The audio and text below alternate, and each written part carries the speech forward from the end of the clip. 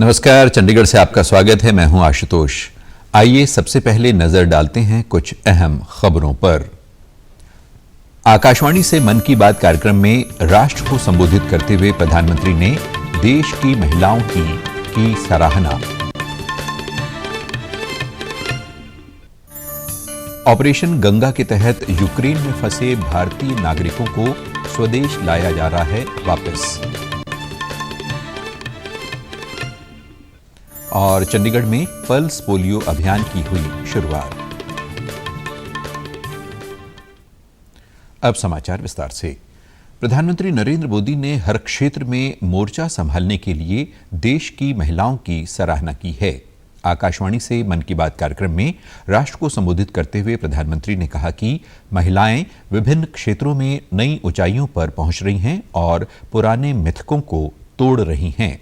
अंतर्राष्ट्रीय महिला दिवस 8 मार्च को मनाया जाएगा और इस संदर्भ में प्रधानमंत्री ने कहा कि देश की बेटियां सेना में नई और बड़ी भूमिकाओं के साथ जिम्मेदारी निभा रही हैं। उन्होंने कहा कि सरकार ने सैनिक स्कूलों में लड़कियों के दाखिले पर रोक हटाई है। प्रधानमंत्री ने कहा कि देश में करीब आधे स्टार्टअप में महिलाएं निदेशक की भूमिका में हैं। प्रधानमंत्री ने कहा कि देश बेटे और बेटियों को समान अधिकार देते हुए विवाह की उम्र समान करने के लिए प्रयास कर रहा है।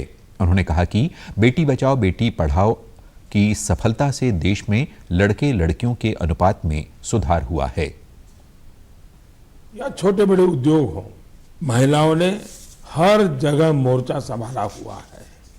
आप किसी भी क्षेत्र में देखिए, महिलाएं पुराने मिथकों को तोड़ रही हैं। आज हमारे देश में पार्लियामेंट से लेकर पंचायत तक अलग अलग कार्य क्षेत्र में महिलाएं नई ऊंचाई प्राप्त कर रही हैं।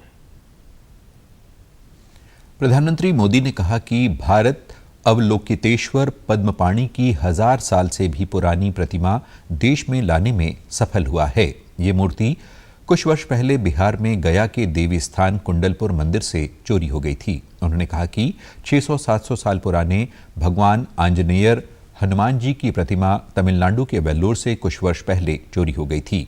इस महीने की शुरुआत में ऑस्ट्रेलिया में ये प्राप्त हुई है और भारतीय मिशन को वापस मिल चुकी है। ये मूर्ति कुछ वर्ष पहले बिहार में गया जी के एक देवी स्थान कुंडलपुर मंदिर से चोरी हो गई थी, लेकिन अनेक प्रयासों के बाद अब भारत को यह प्रतिमा वापस मिल गई है। भगवान आंजनेयर हनुमान जी की प्रतिमा चोरी हो गई थी। इस महीने की शुरुआत में ऑस्ट्रेलिया में हमें ये प्राप्त हुई, हमारे मिशन को मिल चुकी है। प्रधानमंत्री ने कहा कि साल 2013 तक करीब 13 प्रतिमाएं भारत आई थी, लेकिन पिछले 7 वर्षों में 200 से ज्यादा बहुमूल्य प्रतिमाएं भारत वापस लाई गई हैं। हाल ही में अंतर्राष्ट्रीय मातृभाषा दिवस मनाया गया।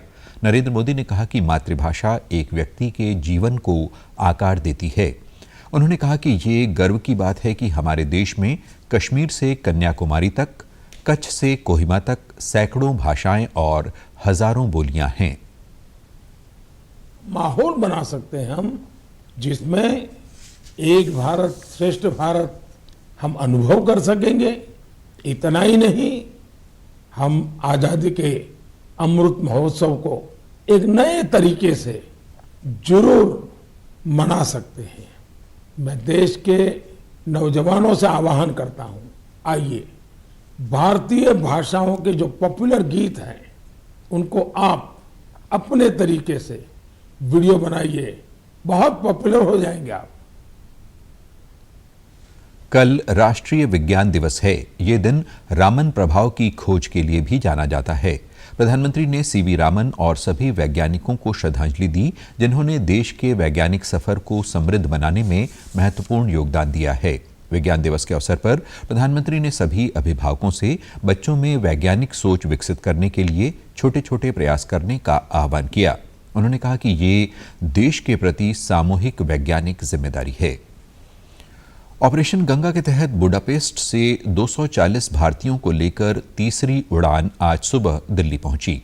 यूक्रेन में भारतीय नागरिकों का ये दल सड़क मार्ग से यूक्रेन की राजधानी हंगरी से बुडापेस्ट पहुंचा था। यूक्रेन के हवाई क्षेत्र को बंद कर दिए जाने के बाद वहां फंसे भारतीयों को निकालने के लिए विमान सेवाएं रोमानिया की राजधानी बुखारेस्ट और बुडापेस्ट से चलाई जा रही हैं।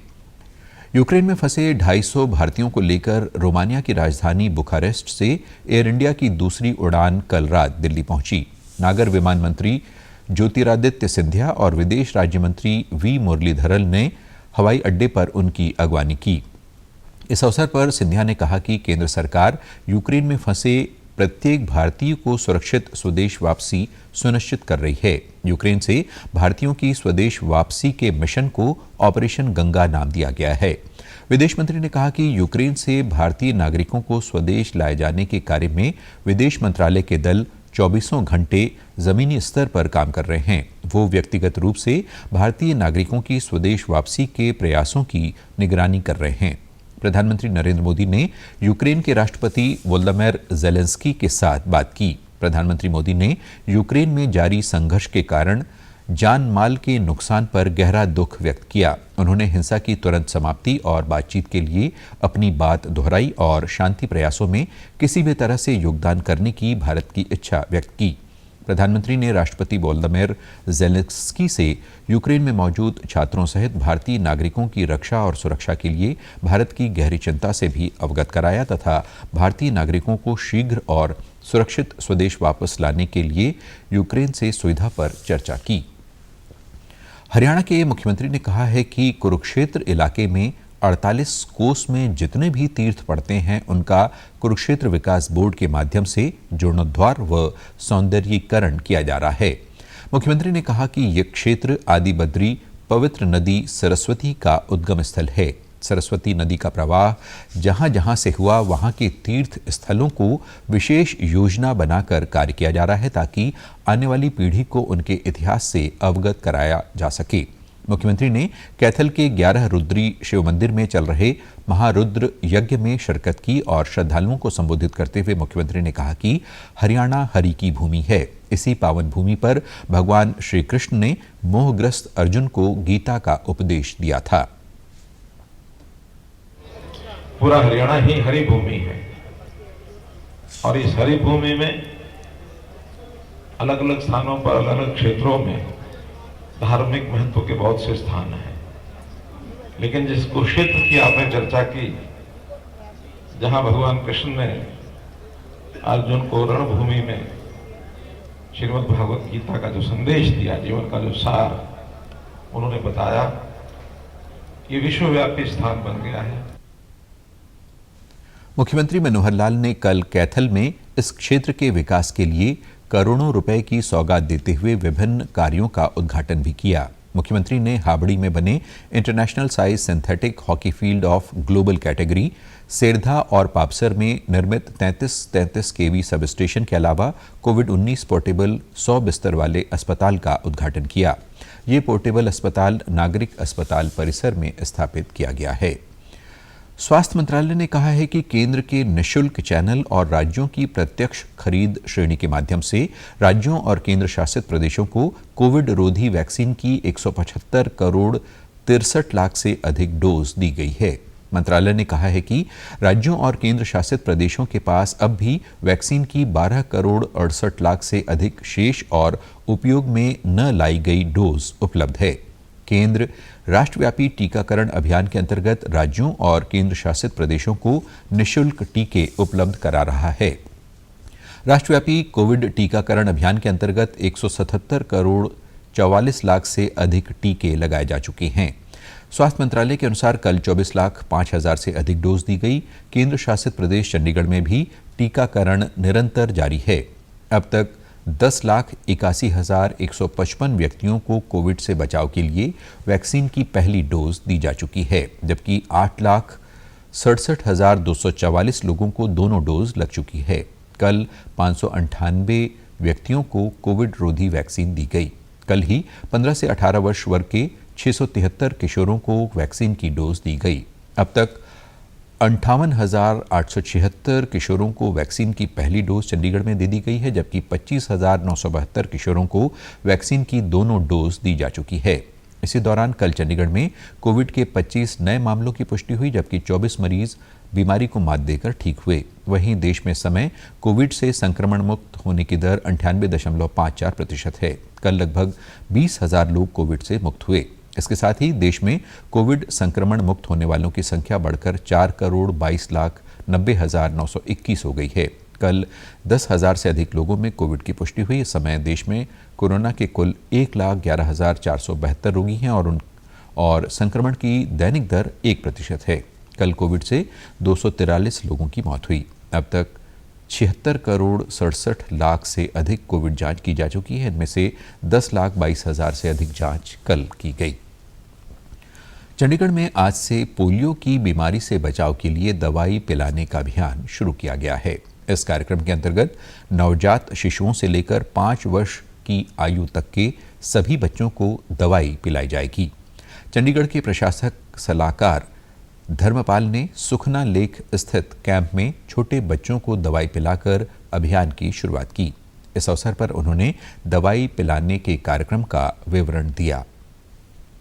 डे के मौके पर हम लोग ये जो हमारा 3 दिन का अभ्यास इसका एक शुरू कर रहे हैं for the immunisation of pulse and polio. 85 camps are there through the city.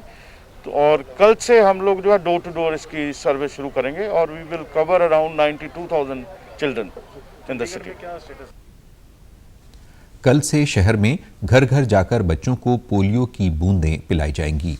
प्रशासन द्वारा हर छोटे बच्चे तक पहुंच की जा रही है ताकि सभी बच्चे पोलियो मुक्त रहें। और अब खबरें फटाफट। यूक्रेन में फंसे चंडीगढ़ के स्थानीय लोगों की सरकार को जानकारी देने के लिए हेल्पलाइन नंबर 112 पर कॉल की जा सकती है ताकि वहां फंसे लोग सरकार से राब्ता स्थापित कर सकें। कृतज्ञ राष्ट्र आज महान क्रांतिकारी और स्वतंत्रता सेनानी चंद्रशेखर आजाद को उनकी पुण्यतिथि पर दे रहा है श्रद्धांजलि। केंद्रीय मंत्रिमंडल ने आयुष्मान भारत डिजिटल मिशन को देश में लागू करने की दी मंजूरी। कोरोना वायरस का खतरा भी टला नहीं है, इसलिए सभी से निवेदन है कि बाहर जाने के समय मास्क जरूर पहनें, सामाजिक दूरी बनाए रखें, बार बार अपने हाथ साबुन से धोएं और सैनिटाइजर का इस्तेमाल करें। और आप हमारे समाचार YouTube channel DD News Chandigarh, Facebook DD News Chandigarh और Twitter handle DD News CHD पर भी देख सकते हैं। इसी के साथ चंडीगढ़ से समाचारों का सिलसिला समाप्त होता है। अब मैं स्टूडियो से बाहर जा रहा हूं तो अपना मास्क पहन रहा हूं। आप भी घर से बाहर जाएं तो मास्क जरूर पहनें। नमस्कार।